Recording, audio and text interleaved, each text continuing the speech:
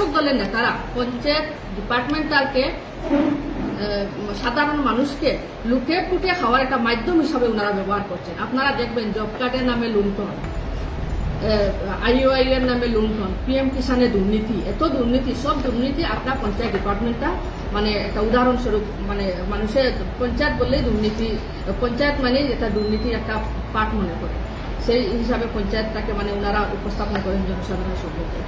তো আজকে গতকালকে বিজেপির দেখছি প্রার্থিত্ব যারা মানে নমিনেশন চেয়েছে, তারা নমিনেশন দিয়েছে, ওনারা উন্নয়নের ফিরিস্তি গাইছে। তো উন্নয়ন যেটা আমরা গ্রামেগঞ্জে দেখি, উন্নয়ন মানে মানুষের মানে জাতির উন্নয়ন, সমাজের উন্নয়ন, সাধারণ মানুষের উন্নয়ন। কিন্তু আমরা তো গ্রামেগঞ্জে যাই, গ্রামেগঞ্জে গিয়ে দেখি মাত্র 2-4 জনের উন্নয়ন হয়েছে। 2-4 জনের উন্নয়ন মানে তো আর সমাজের উন্নয়ন বলা যায় না। এই হচ্ছে ওনাদের উন্নয়নের ফিরিস্তি।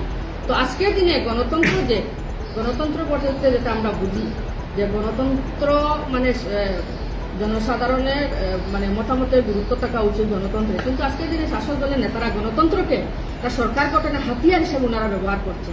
আপনারা ডিলিমিটেশন দেখেন, ডিলিমিটেশন এমনভাবে একটা কনস্টিটিউয়েন্সিগুলো ফর্ম করা হয়েছে, দেখবেন পুরা জেলার যে ভোটারের যদি আপনারা সংখ্যা দেখেন, সংখ্যার অনুপাত হয়তো বা কংগ্রেসের পক্ষে অনুকূলে ভোট বেশি যাবে, কিন্তু এমনভাবে একটা পিকচার তৈরি করা আছে সংখ্যাটা জনতা পাবলিকের ম্যান্ডেট থাকবে কংগ্রেসের দিকে, আর যাতে সিট যেভাবে মানে কারিগরি করে নেওয়া যায় সেই হিসাবে একটা পরিকল্পনা ডিলিমিটেশনটা করা হয়েছে, তার প্রত্যুত্তর জনসাধারণ দিবে।